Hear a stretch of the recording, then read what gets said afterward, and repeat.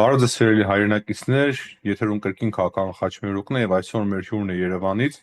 իրավագետ, իրավաբանական գիտությունների տեխնացու Արտաշես Խալաթյանը։ Բարև ձեզ, պարոն Խալաթյան։ Ողջույն։ Պարոն Խալաթյան, դուք հետևում եք Անտալիայում տեղի ունեցած այդ դիվանագիտական ֆորումին եւ երևի տեսել եք նաեւ բանավեճը Արարատ Միրզոյանի եւ Բայրամովի միջեւ։ Խոսքը Հայաստանի սահմանադրությանն էր կրկին վերաբերվում։ Ինչ պահանջներ ուներ Ադրբեջանը, մենք իմացել էինք, բայց կրկին անգամ արդեն մենք դա իմացանք բանավեճի ֆորմատով։ Ինչպես է ընդհանուր ձեր տպավորությունը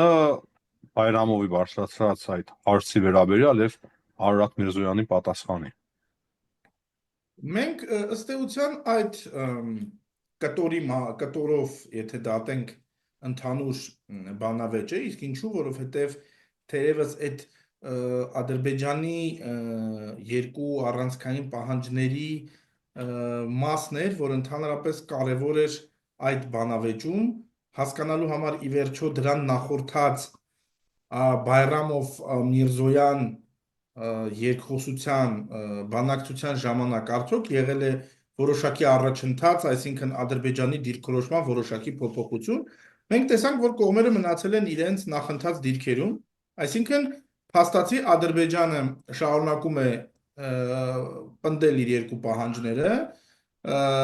եւ Հայաստանը շարունակում է անհողդողդ մնալ իր դիրքորոշման մեջ, առայն որ կոնկրետ սահմանադրության մասով մենք խնդիր չենք տեսնում, որովհետև կա սահմանադրական դատարանի անպատասխան որոշում եւ ընդհանրապես շատ լավ է, որ պարոն Միրզոյանը ավելի այսպես հատու եւ ավելի վստահ նաեւ որպես արդեն ձևավորված կոնտր, այսպես դիրքորոշում, ամերիկացիները կասեին counter claim, խոսեց նաեւ Ադրբեջանի սահմանադրության պահանջատիրության մասին։ Ըստ էության նաև կարող ենք որոշակի թափանցիկ ակնարկ այդտեղ տեսնել, որ մենք եւս կարող ենք այդ առումով ավելի առկայացնել մեր այսպես պնդումը եւ եթե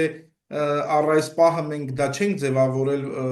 ձևակերպել որպես պահանջ, դա պայմանավորված է նրանով, այսինքն Ադրբեջանի սահմանադրության մասով, որ ըստ էության հայկական կողմը ապավինում է խաղաղության համաձայնագրի այն դրույթին, որը միջազգային իրավունքին հայտնի դրույթ է, առավել որ կողմերը իրենց միջազգային պարտավորությունները չկատարելու պատրվակ չեն կարող բերել իրենց ներքին օրենսդրությունը։ Այսինքն Այդ օրենսդրությունն էլ չէ, փաստացի, նախաբանն է սահմանադրության։ Հա, բայց որը ընդհանուր սահմանադրության տեքստում է, տեքստի մի մաս է, ըստ Բայրամովի, նույն կերպ եւ Ադրբեջանի սահմանադրությունը նույնպես նախաբանում պարունակում է այսպես որոշակի իրավաբանական տեխնիկայի կանոններով ձևակերպված հղումների միջոցով գնում հասնում են մինչև 1918 թվականի Ադրբեջանի առաջին հանրապետության ուրեմն անկախության հռչակագիրը, որտեղ որ իհարկե չկա կոնկրետ տեղանուններ աշխարհագրական հայկական բնակավայրերի, բայց քարտեզագրությունը եւ ընդհանուր հղումը ուրեմն Անդրկովկասի, եթե չեմ սխալվում, արևելյան Անդրկովկաս են անվանում, երբ որ դա նաև քարտեզագրորեն համեմատում ենք ադրբեջանական այդ ժամանակվա քարտեզները եւ այդ հղումը, տեսնում ենք, որ մոտ 60-70% ներկայիս Հայաստանի Հանրապետության տարածքը հռչակվում է որպես Ադրբեջան։ Հիմա մենք ըստ էության ասում ենք հետեւյալը, որ մենք եւս ի տարբերություն ձեզ ունենք շատ ավելի կոնկրետ եւ առարկայական ապացույցներ եւ հիմնավորումներ, որ դուք մեր հանդեպ ունեք իրավաբանորեն ձևակերպված պահանջներ տարածքային, բայց հաշվի առնելով խաղաղության համաձայնագրում առկա այդ դրույթը մենք ըստ էության իրավաբանության տեսանկյունից իրավական տեխնիկայի տեսանկյունից մենք ճիշտ ենք վարվում, երբ խաղաղության համաձայնագրի ստորագրմամբ եւ հետագա վավերացմամբ ըստ էության փակում ենք նաև ձեր պահանջատիրության հարցը։ Եթե իհարկե Հայաստանն ու Ադրբեջանը խոսում են իրավունքի լեզվով, այլ ոչ թե խոսում են, ասենք, այսպես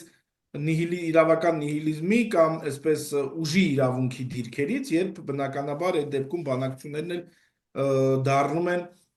ինքնանպատակ։ Բայց այստեղ մի կարևոր հանգամանք կա, որ պետք է նշել, տեսեք, ԵԱԿ-ը Մինսկի խմբի մասով հայկական կողմը դա եւս կապում է խաղաղության համաձայնագրի կնքման հետ, բայց պետք է նաեւ մի նյուանս նշել, որ կարծում հայկական կողմը պետք է դրա վրա էլ իր շեշտը դնի, դա ել ավելի ճկուն կդարձնի նաեւ հայկական կողմի դիրքերը, որ ըստ էության ԵԱԿ Մինսկի խումբը չի ստեղծվել Հայաստանի եւ Ադրբեջանի կողմից, դա ԵԱԿ-ի կողմից կոնսենսուսով ձևավորված կառույց է, համանախագահությունը, որը պետք է զբաղվի Արցախ-Ադրբեջանից լայն իմաստով դե ֆակտո Հայաստան-Ադրբեջան հարաբերությունների Այսօր կարգավորմամբ եւ կրկին անգամ խոսել է Բայրամով այդ մասին Սլովենիայի այո, այդտեղ ես կարծում եմ, որ պարոն Միրզոյանը պետք է շեշտադրեր նաեւ հարցի ոչ միայն պայմանադրումը նրա այն պայմանադրումը Ադրբեջանի կողմից խաղաղության պայմանագրի կնքման հետ, այլ պետք է նաեւ հստակ նշվեր, որ դա Հայաստանի եւ Ադրբեջանի լուծելի խնդիրը չէ, որովհետեւ Հայաստանն ու Ադրբեջանը չեն ստեղծել այդ ֆորմատը։ Հետևաբար անգամ եթե այդ մասով համաձայն են, ասում են, որ երբ ստորագրվի խաղաղության պայմանագիրը, միանգամից լուծարենք։ բայց լուծարել չի կարող ոչ Հայաստանը, ոչ Ադրբեջանը։ Լավագույն դեպքում պետք է համատեղ դիմում ներկայացնեն ԵԱԿ-ի, բայց որքան էլ որ որոշ փորձագետներ ասում են, դե եթե այսպես մեդիացիայի, այսինքն միջնորդության կողմերը հայտարարում են, որ իրենք միջնորդության կարիք չունեն, չի կարող որևէ պատրվակ կամ պատճառաբանություն լինել, որ ԵԱԿ-ն մերժի այդ դիմումը, բայց դա ընդհանրապես կարծիք է։ Փաստն այն է, որ իրավաբանական տեսանկյունից պետք է ընդհանցակարգ անցնի այդ խնդրանքը Հայաստանի եւ Ադրբեջանի ենթադրյալ Օրինակի համար Ֆրանսիան վերջ։ օրինակ կարող է նույն Ֆրանսիան կարող է բարձրացնել այն հարցը, թե արդյոք կոնկրետ Հայաստանի դիմումը իրավամբ Հայաստանի կառավարության, Հայաստանի Հանրապետության այսպես իրական դիրքորոշումն է, թե այդ դիրքորոշումը ձեռք է բերվել, այդ համաձայնությունը ձեռք է բերվել պատերազմի սպառնալիքի կամ ուժի կիրառման սպառնալիքի ներքո, ինչը առողջին չէ դարձնում այդ դիմումը։ Այսինքն հայկական կողմը այս հարցը պետք է նաև այս դիտանկյունից նայի, որ ըստ էության Ադրբեջանի պահանջը գործնականում անիրականանալի է, առնվազն այն ձևակերպմամբ,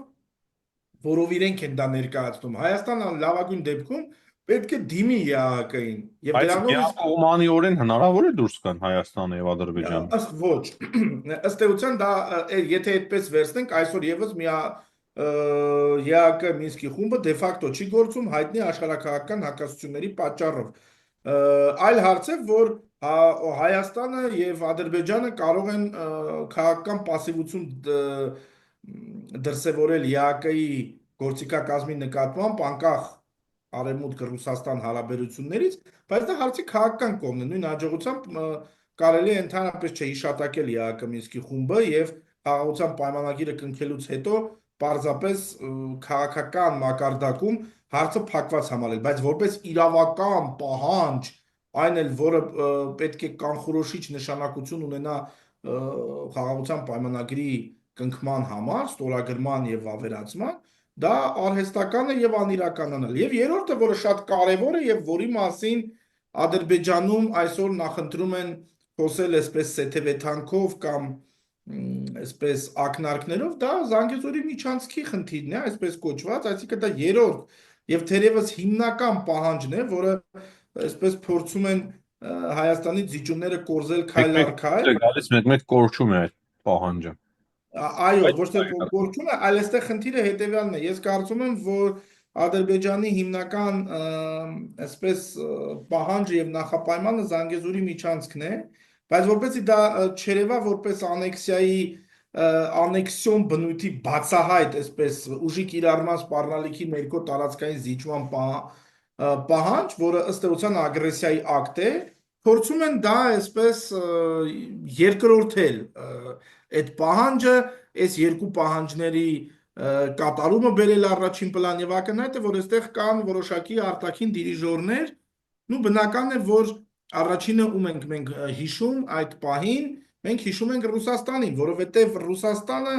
որոշակիորեն սինխրոն կերպով արձագանքում է հայտարարություն են արել, ասել են պատրաստ են կօգնել, աջակցել։ Այո, իսկ օգնել է իրենք մի քանի անգամ Լավրովի, Զախարովայի, Գալուզինի եւ այլոց շուրթերով հայտարարել են, որ ինչ են իրենք հասկանում այդ օգնությամբ, դա հայտնի եռակողմ հայտարարությունների տառին եւ ոգուն համապատասխան հարաբերությունների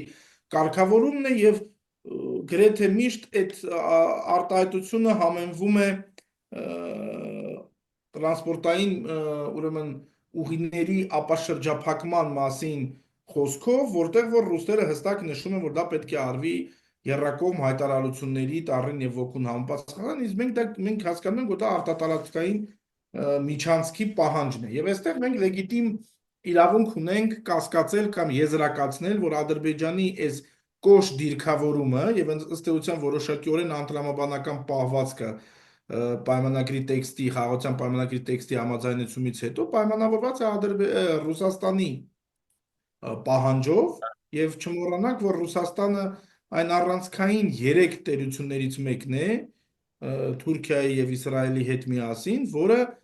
մեծ ներդրում է ունեցել Ադրբեջանի հաղթանակում Արցախյան պատերազմում եւ հետեւաբար դա չի արվել Ալիևի գեղեցիկ աչքերի համար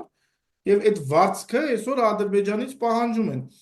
եւ այստեղ է կայանում նաեւ որոշակիորեն հարցի բարդությունը եւ եթե կուզեք վտանգավորությունը, որ չկա վստահություն առայն, որ Ադրբեջանը, որքան էլ որ հոխորտալից, այսպես տարածաշրջանի լիդերի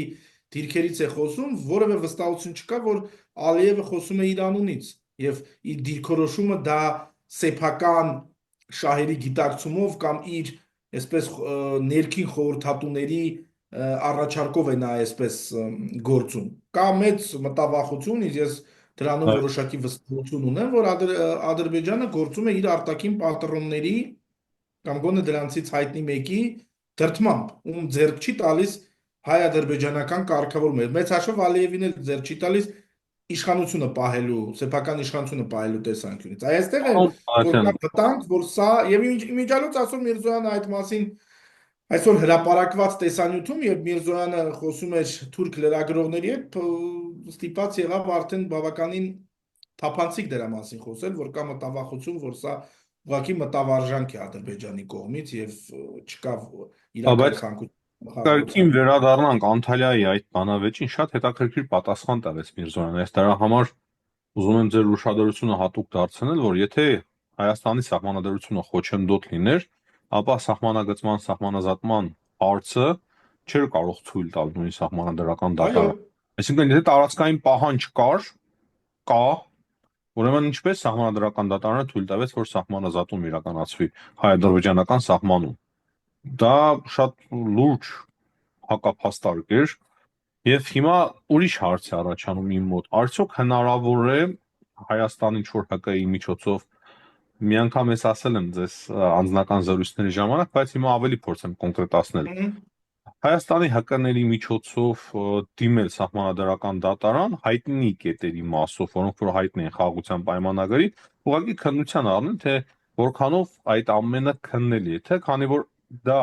օրենքի մաս չի կազմում Հայաստանում, սահմանադրական դատարանը իրավունք չունի նման հարցերը քննարկել։ Տեսեք, Էդուարդ ջան, սահմանադրությունը այդ իմաստով բավականին կոնկրետ է եւ այստեղ մի բան եմ ուզում նավապես նախաբան նշել, ինչու Ալիևի համար ընդհանրապես է սահմանադրական դատարան, ինստիտուտներ,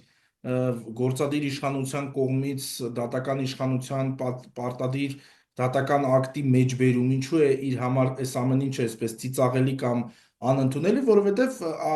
Ալիևի համար գոյություն չունեն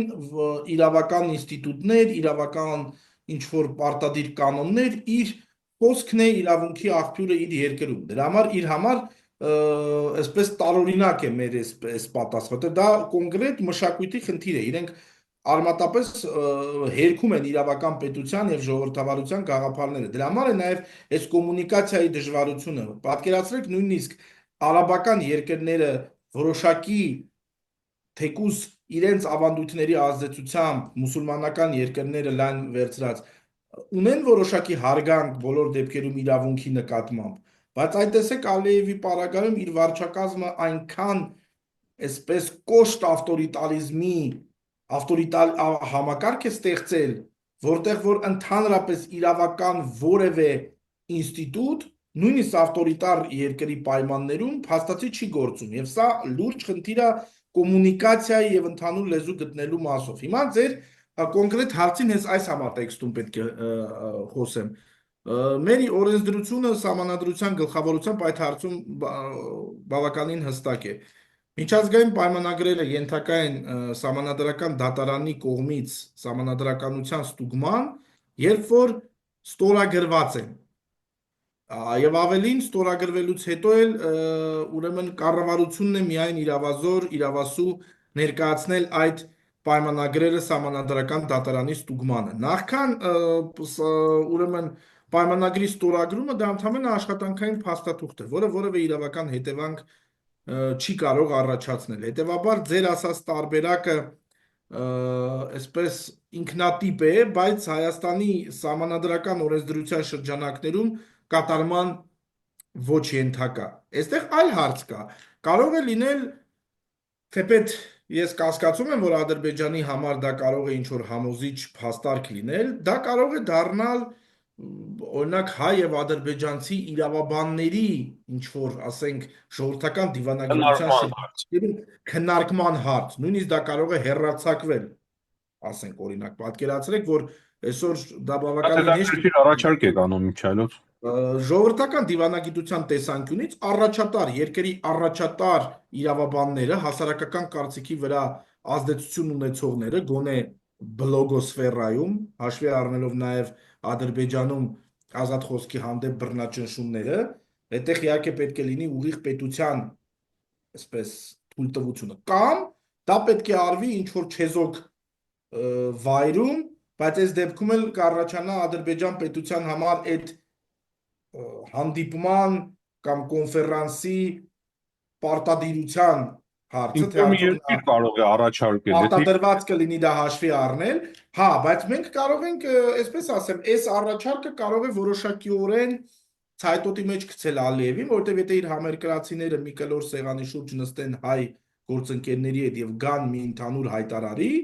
իհարկե Ալիևը կարող է ասել, որ նրանք դիսիդենտ են, դավաճան են, հայկական լրտեսներ են, որոնք դա անում են, բայց բոլոր դեպքերում աշխարհի համար դա բավականին հետաքրքիր ձևաչափ կարող է լինել եւ այստեղ մի շատ հետաքրքիր բան կա, Ռուսաստանը այդ երրակողմ հայտարարությունների ձևաչափում նաև ընդգծվում էր երկու պետությունների քաղաքացիական հասարակությունների մերձեցման հարցը, իհարկե Ռուսաստանի պատրոնաժով եւ Ռուսաստանի այսպես առաջին ջութակի ներքո, բայց հիմա կարելի է ռուսական այս առաջարկը մի այսպես բավականին անսպասելի ուրեմն կերպ օգտագործել, հա, շատ լավ է, հասարակությունները հանդիպում են ներկայացուցիչները եւ համաձայնության են գալիս, որ Հայաստանի սահմանադրությունը պահանջ չունի Ադրբեջանի նկատմամբ տարածքային։ Միքայելոց օրեր առաջ հենց Ալիևն էր խոսում, որ վրացական կողմը առաջարկել է լրագրողների փոխայց։ Կարելի հայկական կողմը դա ներառի առաջարկի մեջ։ Ես կարծում եմ դա շատ լավ կլինի։ Ես կարծում եմ, որ պետք է, տեսեք, եթե մենք ուզում ենք հայկական կողմը ասում է, որ անկախ ամեն ինչից հավատարիմ է խաղաղության օրակարգին, ես կոչ կանեմ մեր իշխանությանը որոշակի ոչ ստանդարտ քայլերի դիմել այդ պարագայում։ Եթե մենք գնում ենք ստանդարտ, այսպես ավանդական, հա, կանխատեսելի միջոցառումների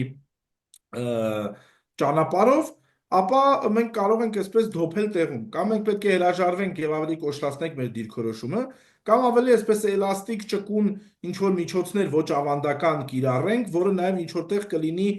ճնշում Ալիևի վրա, ճնշում բառից գուցե անուղակի իմաստով, բայց հանրային կարծիքի որոշակի հարցն կարելի է քննարկել միանգամից։ Ներողություն, Յահակայի Մինսկի խմբի հարցն է։ Այո, ընդհանրապես կարելի է այլընտրանքային հայ-ադրբեջանական այս ընդհանուր ֆորմատի եւ ձեռք բերված արդյունքների հիման վրա այլընտրանքային զրույցի քննարկման հարթակ ստեղծել։ Ճանապարհների ապաշրջափակման հարցը այո, եւ ընդհանրապես դրանով մենք մի հետաքրքիր նաեւ, այսպես ասենք, հետախուզական նաեւ արդյունք կարող ենք գրանցել։ Նաեւ տեսնենք ընդհանրապես ադրբեջանական հանրությունը իրենց անկախ համարող բլոգոսֆերայում գոնե իրենց անկախ հռչակող ադրբեջանցի քաղաքագետները, վերլուծաբանները, իրավաբանները իրենք որքանով են հակված Հայաստանի հետ հարաբերությունների լավարկման։ Արդյոք հայ-արմենոֆոբիան միայն իշխանական օրակարգ է Ադրբեջանի իշխանության, թե դա ընդհանրապես Ադրբեջանի հասարակության խորը դեգրադացիայի դրսևորում է, ինչը ասեմ ձեզ բավականին մտահոգիչ կլինի, եթե լինի այդպես, որովհետև հիմա օրինակ շատերս նաև մի այսպիսի հարց ենք տալիս ինքներս մեզ, նաև մասնավոր եւ ինչու՞ չէ հանրային տիրույթում, արդյոք հայ-ադրբեջանական հարաբերությունների լավարկման, իրական լավարկման համար անհրաժեշտ է իշխանափոխություն Ադրբեջանում։ Այդ հարցը կա։ Հիմա Այո, արդյոք Ալիևից բացի թեկուզ դիսիդենտական ձևաչափում այսօր, քանի որ Ադրբեջանում չկա իրական ընդդիմություն, որովհետև դա արդեն այլախոհություն է, այնտեղ ինստիտուցիոնալ քաղաքական համակարգ գոյություն չունի, դիմախոսները միանգամից հետապնդվում են որպես այլախոհներ, բայց բոլոր դեպքերում կան արդյոք այնտեղ ժողովրդավարական կամ լիբերալ կամ այլընտրանքային ինչ որ խմբեր, որոնք արտաքին քաղաքականության ոլորտում ուրեմն այլ մոտեցումներ ունեն, քան Ալիևը։ Սա հարց է, որը որ շատ կարևոր է իրականում մենք պետք է, երբ որ Ադրբեջանն է ասում, մեզ պետք է վստահություն, որ մենք պայմանագիր կնքում ենք ոչ միայն հայկական իշխանության, գործող կառավարության, այլ նաև հայ ժողովրդի հետ, որովհետև արդյոք հայ ժողովուրդը սատարում է պայմանագրի այս դրույթները, այդ թվում Ադրբեջանի հետ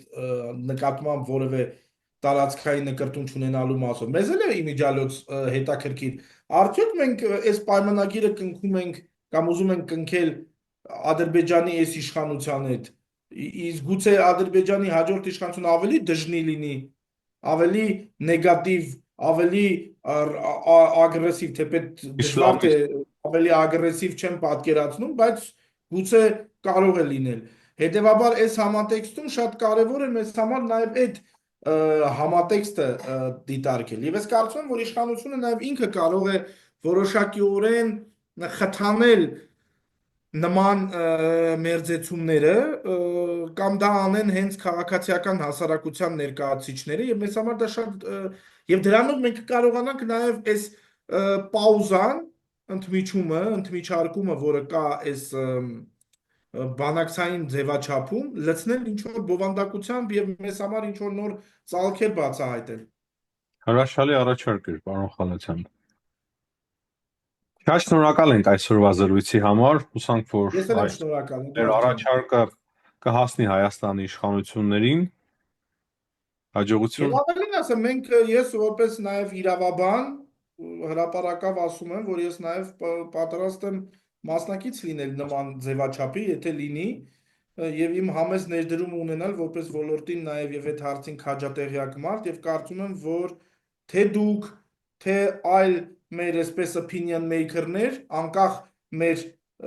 գտնվելու վայրից, այս 21-րդ դարում դա կարելի է կազմակերպել մի զումի գործիքի միջոցով կարող ենք տարբեր երկրներում բնակվողներով հավաքվել, կարելի է սալը տեղից առաջ շարժել։ Եթե իհարկե Ադրբեջանը եւ Ադրբեջանի իշխանությունը եւ իր հասարակությունը ընդհանրապես անկեղծ են այս ամեն ինչում։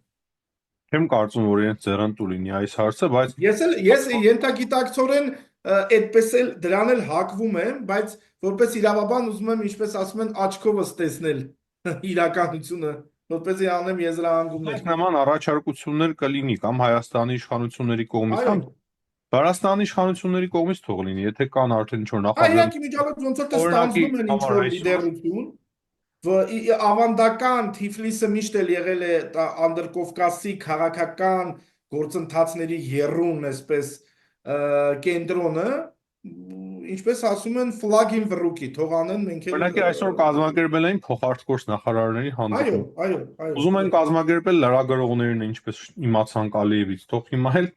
լավ կլինի, որ Այո, կազմակերպեն ընդ որում ես իրավաբաններ։ ասեմ, ոչ Հրաշալի։ պաշտոնական մակարդակով շփումներ մեր տարբեր փորձագիտական շրջանակների եւ Ադրբեջանի փորձագիտական շրջանակների վրացիների միջնորդությամբ, որքան գիտեմ լինում են, բայց սրանք կարելի է տալ ավելի հրապարակային եւ ավելի այսպես լուրջ բնույթ, որը որ ոչ թե կլինի զուտ human rights, մարդու իրավունքների պաշտպանություն եւ այլն, այլ լինի հստակ թրեք երկուս ժողովրդական դիվանագիտություն, որը կքննարկի այն հարցերը, որոնք քննարկում են այսօր երկու երկրների իրավասու պաշտոնյաները։ Շնորհակալ ենք, պարոն Խալաթյան։ Ես եմ շնորհակալ։ Հաջողություն։ Կհանդիպենք։ Հաջողություն։